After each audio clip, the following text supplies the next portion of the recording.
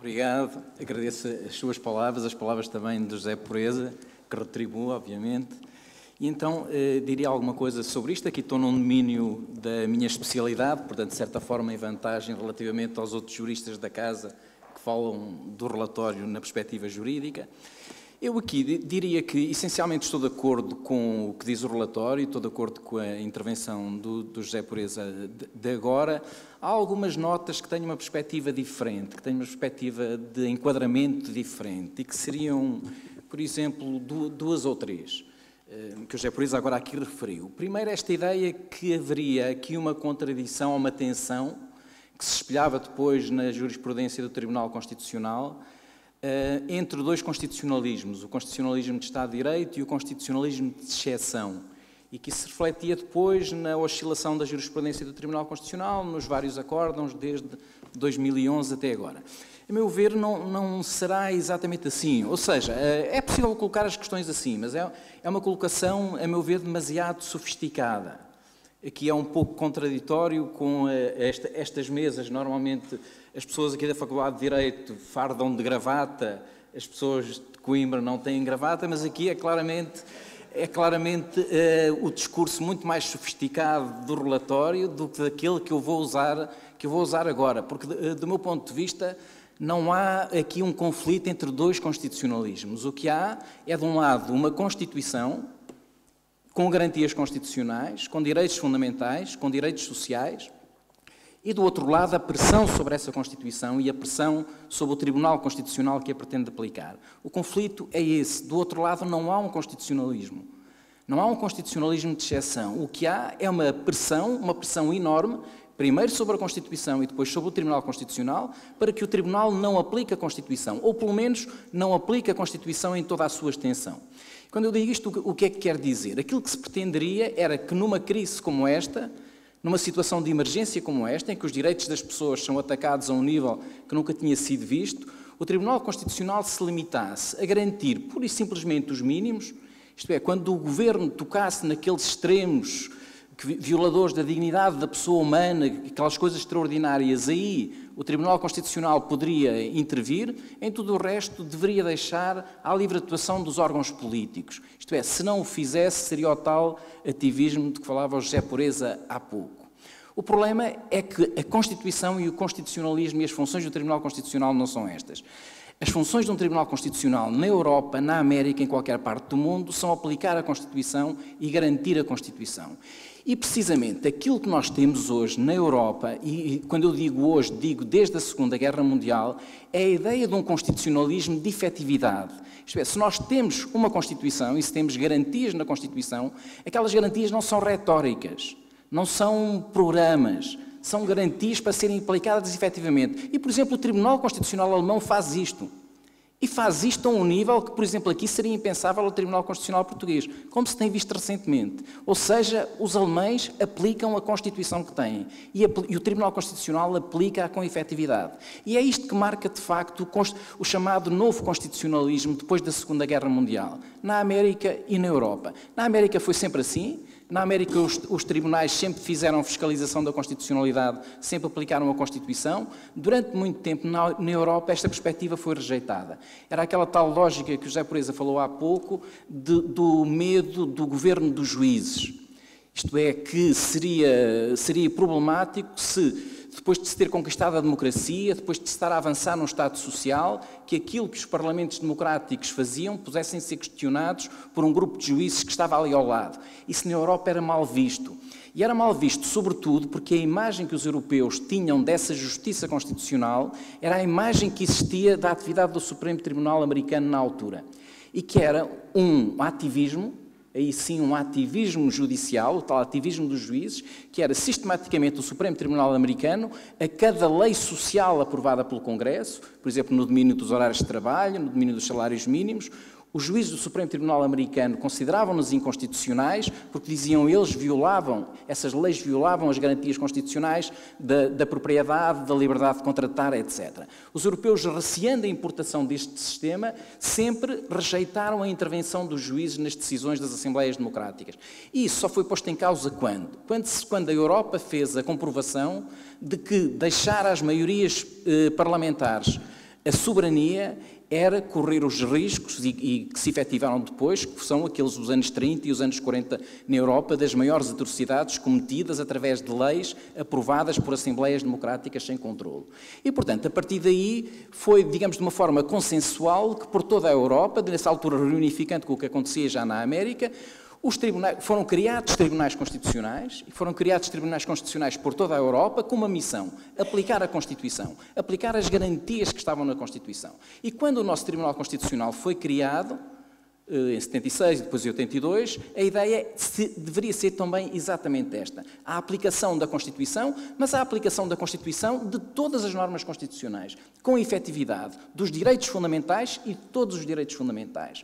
E aqui há uma nota que me parece decisiva, de certa forma está um pouco ausente do relatório, que é o que há de particular na Constituição portuguesa, no confronto com as Constituições europeias da época, não é propriamente a existência dos princípios como aqueles que o Pureza referiu há pouco, da proporcionalidade, da igualdade, da proteção da confiança, que são os princípios que o Tribunal Constitucional tem aplicado, e é exatamente por isso que as pessoas mais lúcidas, os austeritários mais lúcidos, já concluíram que não vale a pena estar a apelar a revisões da Constituição, porque aquilo que o Tribunal Constitucional faz é aplicar estes princípios, e estes princípios são inevitáveis, são imprescindíveis em qualquer Constituição de Estado de Direito, mas aquilo que tem de específico a Constituição portuguesa é que, além destes princípios de justiça, tem uma outra coisa que hoje muitas Constituições no mundo têm, mas que na altura não era normal, que é um largo elenco de direitos sociais.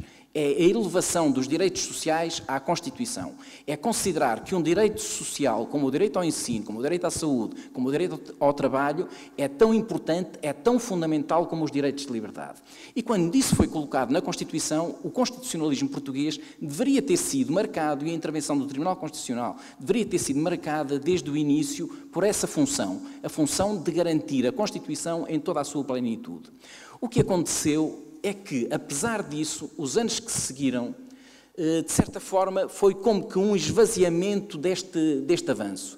E isto aqui é uma coisa mais de juristas, mas todos os juristas que estiveram aqui sabem, conhecem como é que aprenderam estas coisas nas universidades, nas faculdades de Direito. E como aprenderam foi da seguinte forma: é verdade que a Constituição consagra direitos de liberdade e direitos sociais, simplesmente os direitos sociais são direitos que não são verdadeiramente direitos.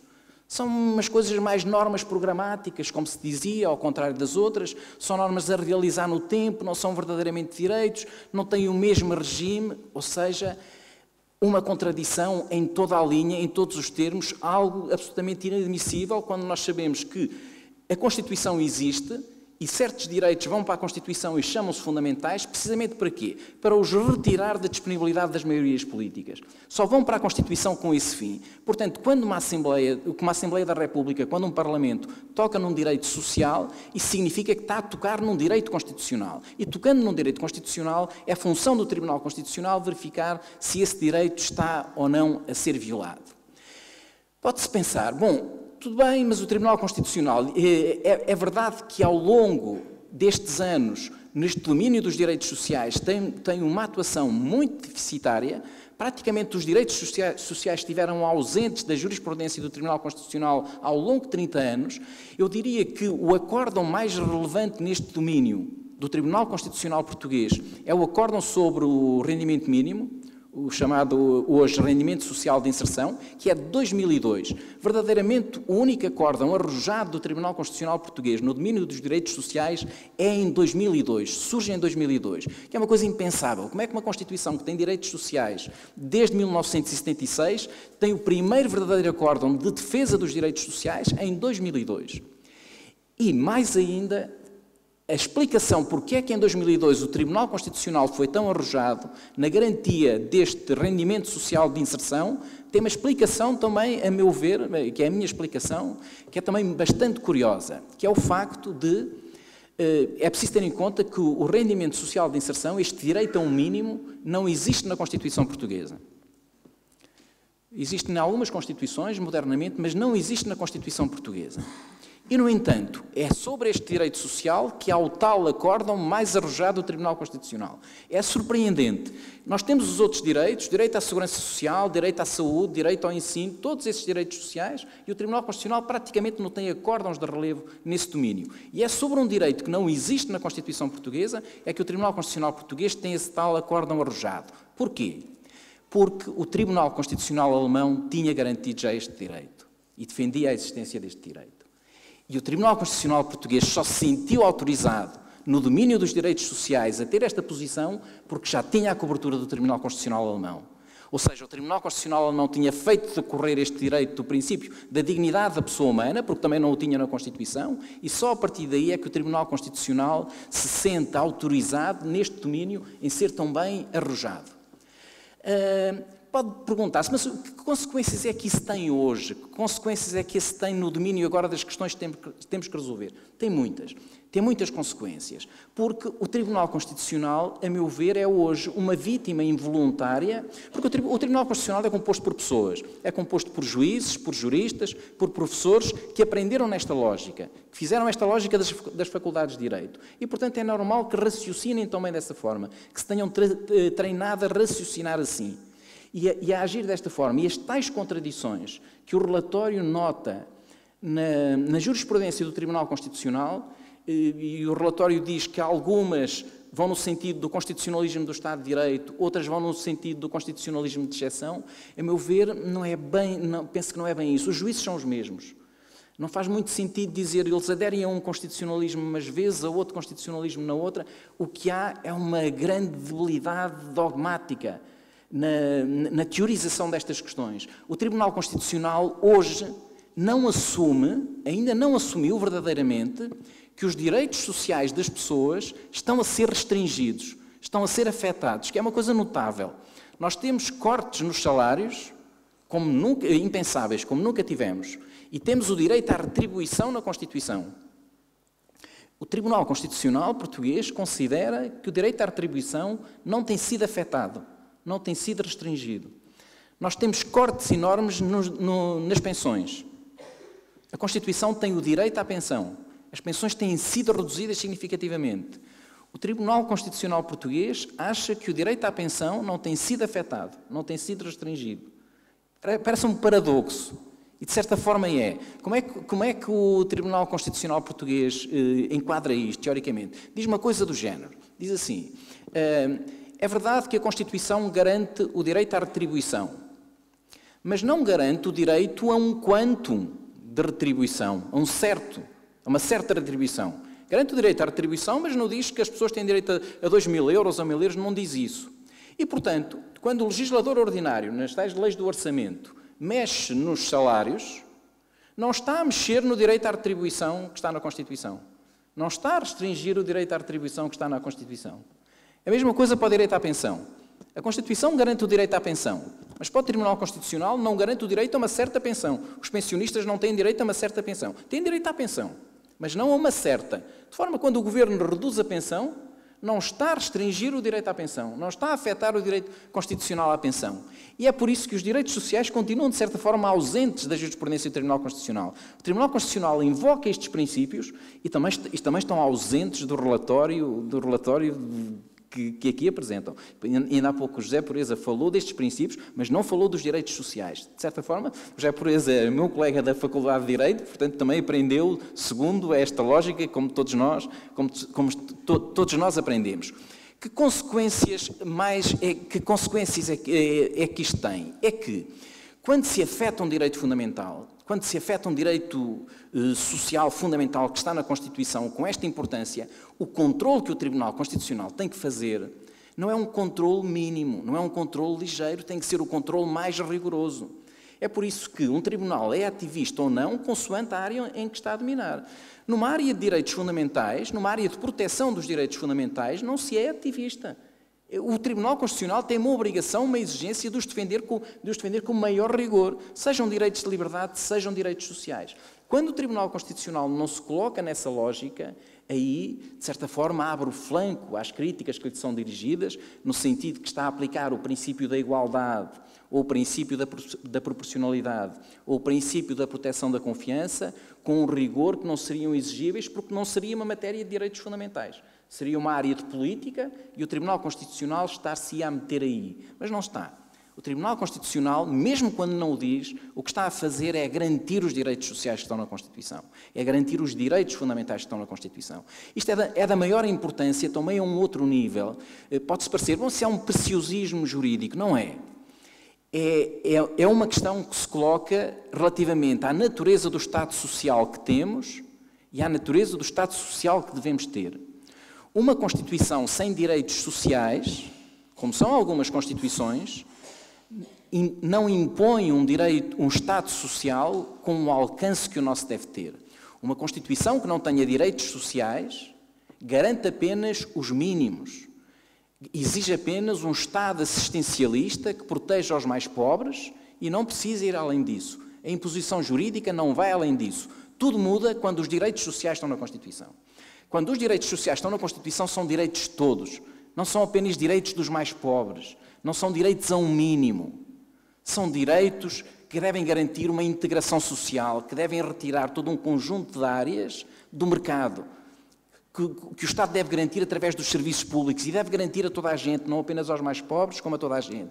E é por isso que reconhecer a existência destes direitos sociais como direitos fundamentais é, ao mesmo tempo, estar a garantir um Estado social que vá para além daquilo que se pretende reservar, daquilo que se pretende, quando o Primeiro-Ministro diz que também é pelo Estado Social, pois é para um Estado Social deste tipo, um Estado Social assistencialista, que garante aos mínimos e a partir daí não é com o Estado, é com o mercado. E é por isso que se explica que os alvos durante toda esta crise tenham sido os funcionários públicos e os pensionistas. Porque é precisamente nessa área que, digamos, que se dão, que de uma cajadada se matam vários coelhos. Ou seja, ao mesmo tempo que se vão buscar receitas, que se diminuem despesas, ao mesmo tempo destrói-se a função pública, destrói-se a capacidade do Estado de prestar serviços públicos e, portanto, tudo conflui no mesmo sentido, que é precisamente nesse sentido de um Estado mínimo em que os direitos das pessoas são atacados.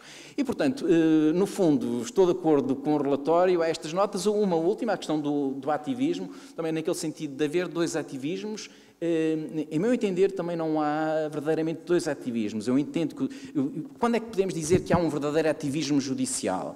Quando os juízes decidem questões não constitucionais, questões políticas, por um lado, e decidem-nas com critérios que não são critérios jurídicos. O Tribunal Constitucional Português não tem feito isso. O Tribunal Constitucional Português tem tratado de questões jurídicas, portanto, são as afetações das garantias constitucionais, e tem-as enquadrado, tem-as resolvido de acordo com critérios jurídicos. Portanto, um tribunal que faça isto não é ativista. É a mesma coisa que, imaginemos uma sociedade onde há muitos crimes, se os crimes chegam aos tribunais, os tribunais têm que os resolver. Não é pelo facto do tribunal muitas vezes condenar muita gente que vamos dizer que aquele tribunal é um ativista, que aquele juiz é um ativista. Não, aplica o direito, se há crimes, ele vigia, aplica o direito. Aquilo que o Tribunal Constitucional Português é isto. Não estou a dizer que o Governo é criminoso, mas no outro plano, no fundo, é isto que o Tribunal Constitucional Português tem feito. Há estas afetações da Constituição, há estes ataques à Constituição, que o Tribunal Constitucional faz é verificar isso, desde que o faça na aplicação dos critérios jurídicos, não está a ser ativista. E, nesse sentido, também seria uma ligeira discordância daquilo que diz o relatório. No fundo, era isto. Obrigado.